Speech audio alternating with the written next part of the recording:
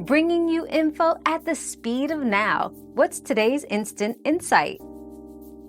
Hiccups usually pass quickly, but if they last over 48 hours, they could signal serious health problems like nerve damage or central nervous system issues.